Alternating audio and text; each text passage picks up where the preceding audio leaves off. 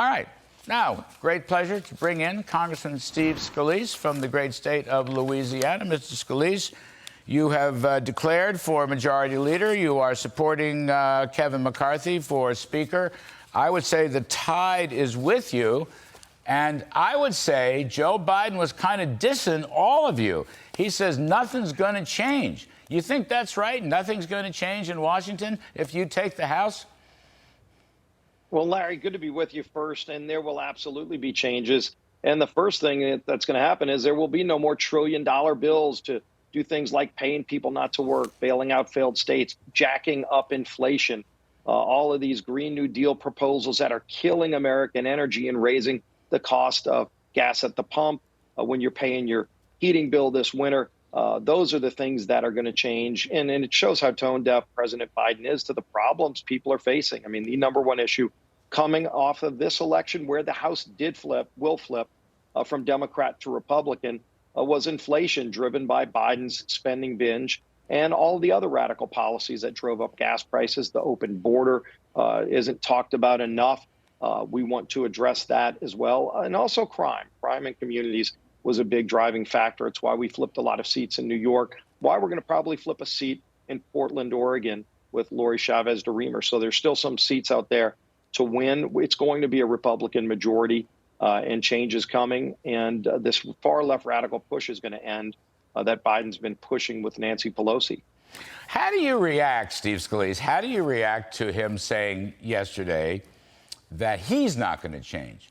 You know, 75% say we're going in the wrong direction, all right? Just in generic terms. Are you going to change? The reporter said. He says, no, I'm not going to change. How do you react to that?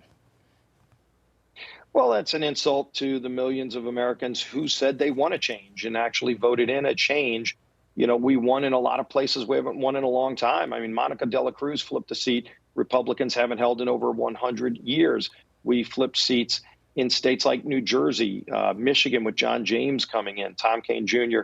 up in New Jersey. A lot of great candidates coming in to help make change and get the country back on track and focus on these economic issues that are crushing middle income and lower income families. And if President Biden doesn't want to help those families who are struggling, what message is he sending to them? Because we know families are struggling, especially the lower income families, because of the Biden inflation and so many other crises that he's created with this far left push.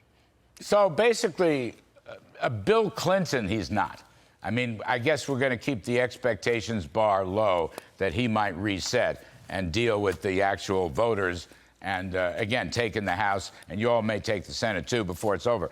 I mean, it's sort of a declaration of war, if you ask me. Well, look, Larry, we're going to give him the opportunity to work with us on passing the bold conservative agenda we ran on. We actually showed the voters of this country what we would do if we had a House Republican majority, and they responded by giving us that majority. And so we laid it out in the commitment to America. We're going to start day one in January passing those bills to create energy independence again. I mean, we should not rely on foreign countries for our energy when we can make it here. You've talked about this so much. It's not raiding the Strategic Petroleum Reserve like Biden's done that's going to answer the problem. It's standing up to Russia, to Saudi Arabia, to Venezuela, to Iran. Let's make our own energy. Let's deal with the high price that people are paying at the grocery store that President Biden doesn't seem to care about. We're going to be focusing on addressing that. I talked about the open border.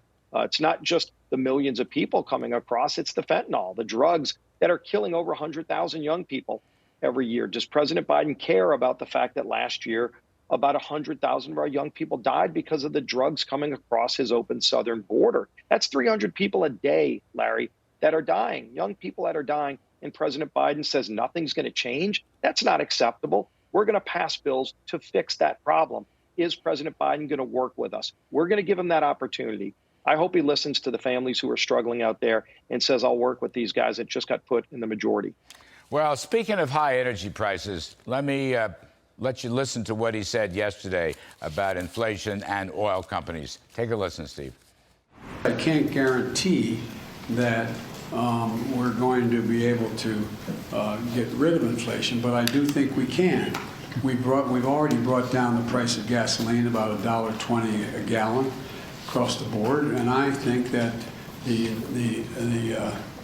the oil companies are really doing the nation a real disservice. If they had done the two things they have done before, one, invest in more refineries and producing more product, and or passing on rebates to the gas stations. They sell the oil at a cheaper rate than they are selling it now, not taking advantage. Well, I don't know what rebate he's talking about, but there he's blaming the oil companies for not producing enough oil. So I got one more quote. Please listen to this and weep. We're going to be shutting these plants down all across America and having wind and solar. We're also providing tax credits to help families buy energy-efficient appliances. No more drilling. There is no more drilling. I haven't formed any new drilling.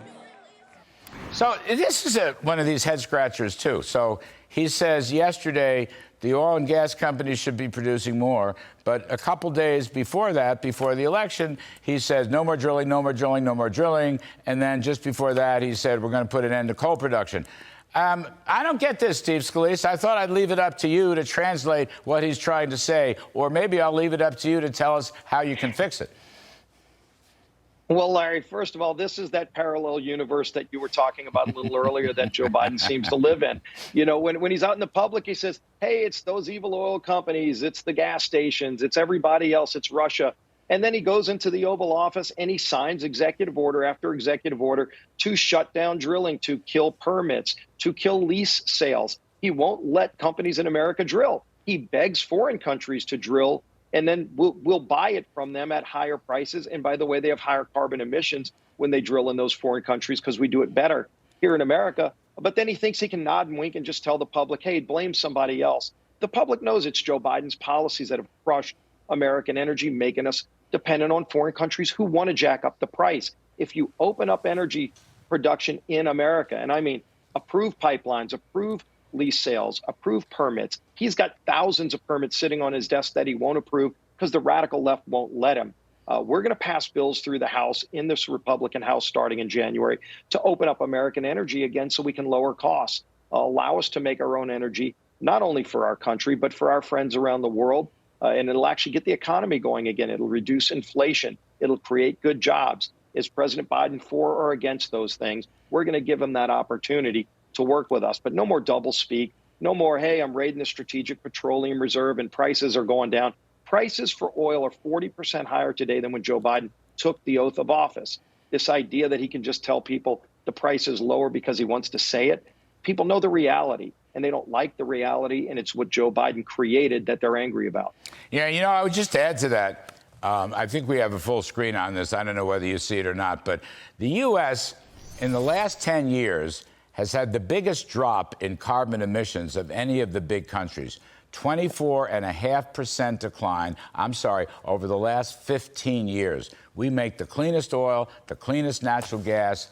Actually, we're making the cleanest coal as well. So this Green New Deal socialism stuff, I mean, I hope you can figure out a way to run with that. You know, too, Steve, refined petroleum products, I mean, runs through everyday American life. There's like 100 or 150 items that use refined petroleum. He wants to end that, and I just don't think anybody will put up with it. You won't be able to drive an electric car without fossil fuels. Again, you don't plug the car into a tree. You need energy. You need to plug it into a socket. Usually that's natural gas, even nuclear they're against. But think about this, too, because Speaker Pelosi just flew over to Egypt. President Biden said he's getting ready to fly to one of these global warming summits. Has anybody asked him what the carbon footprint of their trips across the globe to tell other people not to use fossil fuels while they're using fossil fuels to go to these countries that aren't meeting the targets that we met with natural gas, with cleaner standards? America does it better than anywhere else in the world. They love beating up on America. They're not real good at admitting how well we do it better than everyone else. Let us do more energy production. Let us make more things in America. Well, thank you, Steve Scalise. As always, good luck in the next few weeks. We appreciate it. Talk soon.